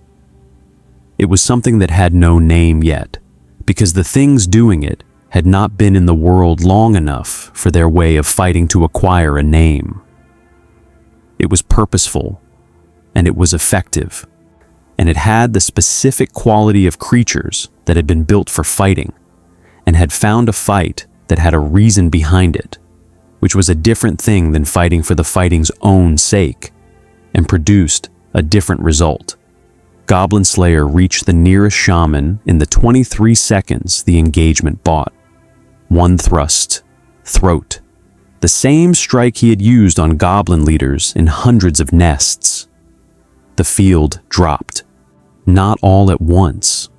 The three shamans were a system, and removing one element degraded the system rather than collapsing it. But the degradation was immediate and measurable, and Dwarf Shaman's voice came through the signal mirror relay they had established with Priestess. Field dropped. Significant. Continuing. The second shaman was aware, but for the 23 seconds had been enough for the awareness to propagate. The shamans were connected to each other through the field in the way that all greenskins were connected to each other through the field, and the first shaman's removal had been felt. The second turned toward him with the expression of something that had correctly identified the threat and was preparing the Waaagh in his magical response. And the response was spectacular. A surge of green energy that lit the camp's center and produced a concussive pressure that Goblin Slayer absorbed on his shield, and that the shield was not designed to absorb, and that absorbed anyway, because the shield was what he had. His feet left the ground for 1 second. He came back down, moving forward. Short sword, throat. The field dropped further. The Waaagh! The field's collapse at 2/3 of its amplification source was felt across the entire engagement. Goblin Slayer could not see Watertown's eastern approach from the camp center, but he could hear the change in the battle's sound. The specific quality of a Waaagh, losing its peak register, the noise dropping not in volume, but in that quality of combined will that made the difference between a greenskin mob and a greenskin army.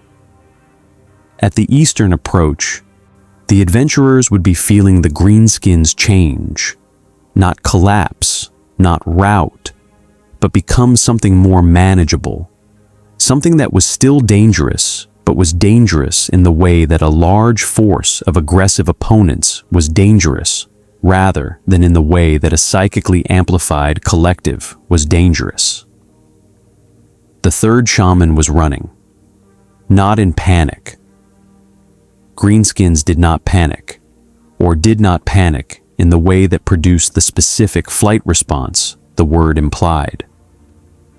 The third shaman was moving away from him with the determined efficiency of something that had correctly assessed that its position was untenable and was relocating rather than standing in a position that had become indefensible. It was the most tactically sound response available to it. It was also slower than Goblin Slayer. He covered the distance in 18 seconds through the camp center, through the aftermath of the interface emergence engagement, which had produced the 11 survivors standing in a ring around the orc guard positions, with expressions that were neither the greenskin post-combat celebration nor anything he had a name for. The expression of something that had done what it came to do and was now present to the consequences of having done it. Short sword, third shaman. The field collapsed. The silence that followed was not the silence of a camp that had been cleared. It was the silence of a Waaagh that had lost its amplification, the collective field dropping to its baseline. The several thousand greenskins in and around Watertown's approach suddenly reduced to whatever they were without the field's empowerment. The fighting continued. Greenskins fought below the Waaagh as peak, the way they did everything below the Waagh's peak, with less joy and more confusion, at the direction of the engagement no longer pulled north by the shaman's amplification, but distributed by individual inclination, which produced the specific, manageable chaos that 200 competent adventurers could address. Goblin Slayer stood in the camp's center with the 3 shamans behind him and the 11 interface emergences around him, and the Waaagh field at its baseline, and he waited for what happened next. What happened next was the war boss. He came from the north, from the engagement, where he had apparently noticed the fields drop the way a war boss noticed anything that affected his army's performance, which was immediately and with the focused attention that distinguished a war boss from the ordinary greenskin mass. He was larger than the last war boss, which was saying something, and he was not grinning. He was assessing, which was worse in its way, because a greenskin that was assessing, rather than charging, had found the patience to identify what it was looking at before deciding what to do about it. He looked at Goblin Slayer. He looked at the 3 shamans. He looked at the 11 interface emergences. He looked at Goblin Slayer for a long time. "Used a tin can," he said, not the bellowing declaration of a war boss addressing a crowd. The direct, personal register of one combatant naming another. Yes," Goblin Slayer said. "You killed me shamans." "Yes." "Dat was a good plan," the war boss said. He said it with the specific quality of someone acknowledging craftsmanship, the greenskin aesthetic of violence extending to the planning that produced the violence, the respect for a well-executed approach that Goblin Slayer had identified as a vulnerability and was now experiencing as something more complicated than a vulnerability. Boring trap for da first warbands, make da field drop. Come in quiet, kill the shamans, the whole thing. He paused. That's not how goblins fight. No, Goblin Slayer said. It isn't. But you kill goblins, the war boss said. That's what they call you, Goblin Slayer. He looked at the 11 interface emergences again, the curious eyes, the non-predatory posture, the individualized Waaagh that was not subordinate to his broadcast. And dose, he paused. Dose are new. Yes, Goblin Slayer said. They fought me, boys, the war boss said. And they fought good, he paused. They fought like they had a reason. They did, Goblin Slayer said. The war boss was quiet for a moment. Around them, the camp's noise was changing. The engagement at the northern approach producing the sounds of a Waaagh. Without its peak amplification, which were the sounds of a large force becoming less coordinated, individual warbands making individual decisions without the shaman-managed field to pull them into collective action, and the adventurers would be managing it. Therio was good. Senil was better. They would manage it. "Ere's the thing, Tin Can," the war boss said. "You can't kill all of us. More come through the rift. More grow into ground. You know dis." "Yes," Goblin Slayer said. "And we can't stop coming," the war boss said. "It's what we are. We fight. We grow. We come back." He paused. "That's not a fret. That's just true." "I know," Goblin Slayer said. "So what you gonna do about it?" Goblin Slayer looked at the war boss. He looked at the 11 interface emergences. He thought about the sealed nests across the frontier, about the subsurface network, about the 40 sites and the 4 weeks, and the worst discovery, and what came after the worst discovery, which was the same thing that came after every discovery, the decision about what to do next. He thought about what the interface emergence from Cowgirl's uncle's farm had said, and they fight for the fighting, not for the place.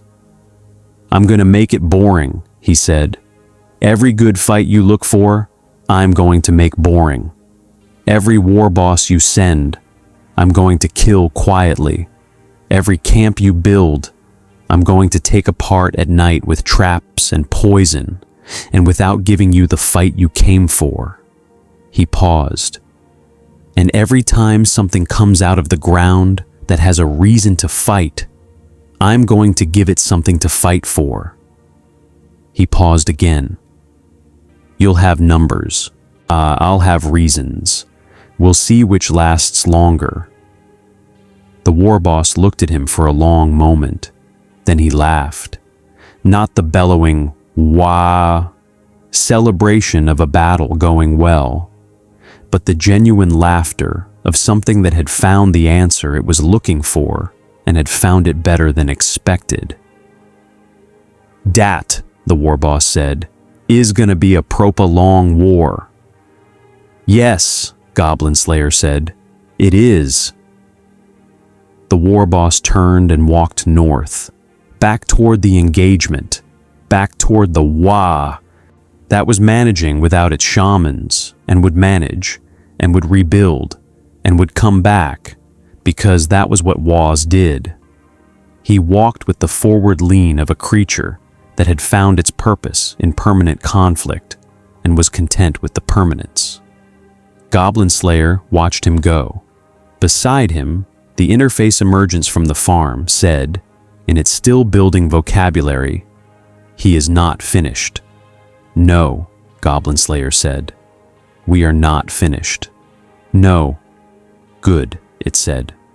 And there was something in the word, in the internalized Waaagh, in the curious eyes, in the voice that had been built from two biologies and had ended up as something that was fully neither and entirely itself. That was not the Greenskins' joy in fighting, and was not the humans' weariness at the continuation of things, and was something in the space between them, something that had no name yet, because it was new, and names came with time. Watertown stood, not undamaged. The eastern approach had taken significant structural losses. 4 gold-ranked adventurers were dead and would be recorded in the guild's memorial ledger with the specific entries that guild girl wrote in her careful hand. The entries that were the administrative record of what things cost and what they had been worth. The Greenskin horde had withdrawn at dawn, not in rout, but in the confused dispersal of a force that had lost its shamans and was restructuring, said the war boss, pulling the remaining coherent warbands back to the valley camp to build toward the next stage of what would clearly be a long and reciprocal process. Goblin Slayer filed his after-action report at 0700. He wrote it in the spare functional language he wrote everything in. Facts, assessments, operational notes, nothing decorative. Under additional observations, he wrote 3 items. The Waaagh field is sustainable below peak without shamans. Target priority for future engagements. Shaman identification and removal before main engagement. Interface emergence sites continue to produce new entities at increasing rate. Biological containment of earliest sites has bought approximately 3 additional weeks. Long-term solution requires rift sealing. Rift sealing requires access to mountain approach. Mountain approach requires field suppression at sustained level. Sustained field suppression requires continued shaman targeting. A cycle is workable. 11 interface emergences operational and capable of independent function. Taxonomy unclear. Classification as enemy is not supported by behavioral evidence. Classification as ally is premature. Recommend ongoing assessment. He read it back. He added a 4th item. They have reasons. This matters. He sent the report. He picked up his sword and his shield and his short sword and the rope and the torch and the poison and everything else that was a tool for the work. And he walked out of the relay station into the frontier morning. Gray sky, trampled ground, the distant smoke of the valley camp already building toward the day's first fire. Somewhere beneath the frontier soil, in the sealed darkness of 100 cleared nests, something small and new pressed against the earth above it and found it close. Somewhere in the mountains, the warpstone rift leaked spores on a wind that didn't care about the plans of the people below it.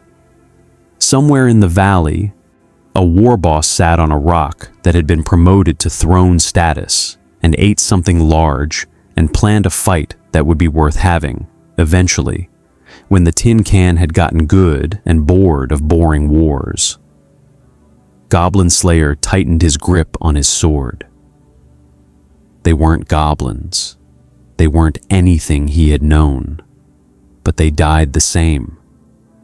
And some of them, it turned out, lived the same too. He took a step forward. There was work to do. There was always work to do.